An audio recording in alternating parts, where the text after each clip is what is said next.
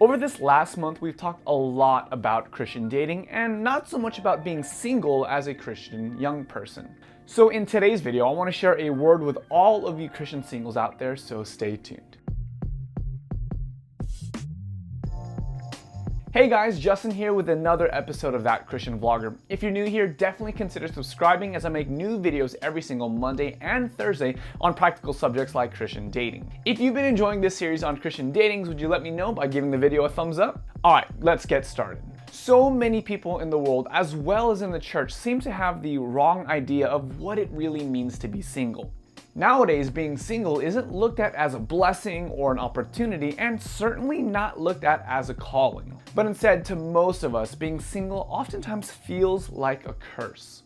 At best, many of us look at singleness as a phase, much like puberty. That awkward and confusing time in our life that we're just embarrassed of and can't wait to be done with. But have you ever considered if being single was your calling in life? In other words, what if God actually intends for you to be single? Consider what Paul says in 1 Corinthians 7. I wish that all were as I myself am, but each has his own gift from God. To the unmarried and the widows I say that it's good for them to remain single as I am.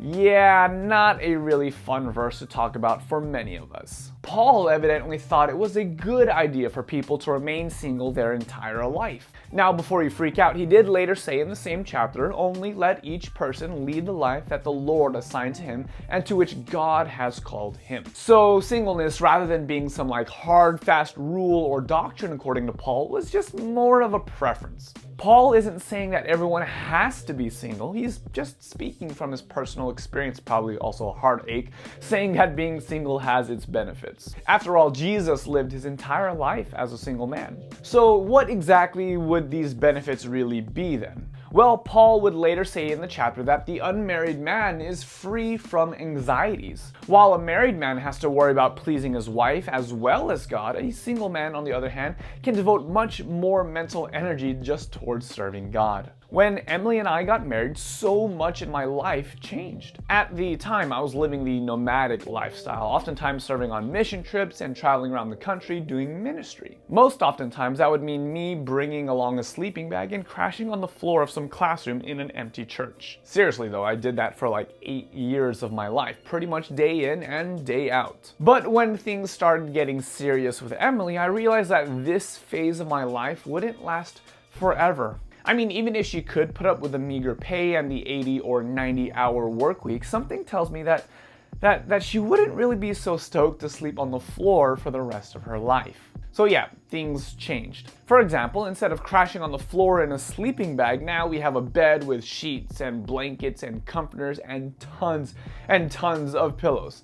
Seriously, large amount of pillows. Side note, what's the deal with girls? Why do they need so many stinking pillows? When I was single and traveling and sleeping on floors for all those years, I didn't even use a pillow or even a towel for that matter. I would just air dry after showering. My wife, on the other hand, requires 5 different pillows in order to go to bed. 2 for her head, and 1 for her feet, and 1 for either side, and now, get this, my wife wants these things called throw pillows, which aren't even for sleeping on, they're just for display, just to look at. Someone help me, please.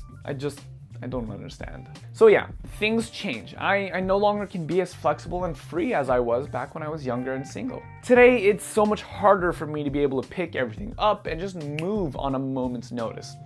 Now, don't get me wrong, I don't regret it in the least bit. I'm just saying that things are different now. That's all. So what are some things that I would say to encourage single Christians out there? Well, first off, I would say that there's nothing wrong with you. Well, actually, that's probably not necessarily true. I'm sure you're messed up in some other way. But at least there's nothing wrong with being single. The odds are that a decent percentage of you are just better suited for the single life, and that's totally okay. Some of you might be called to a life of singleness like Paul, and that's not a bad thing. Paul was able to accomplish so much for the kingdom of God largely due to his availability. Rather than being tied down to one particular location, Paul, he was able to travel the world and do the thing that he loved for his entire life. There's just something about being single that gives you so much more flexibility and opportunity. You see, as a single person, it's infinitely easier to go travel the world or to go serve on a mission trip or something like that. Singleness allows you to spend more time with your family and also enjoy a deeper community of friends since you don't have to split your attention or your time between your friends and your significant other. Or if you're the more ambitious type, then you're free to work long hours on projects that you love and pour yourself out for causes that you really believe in. I think that it's definitely time for our society and for our churches to stop pressuring young people into feeling like they have to get married.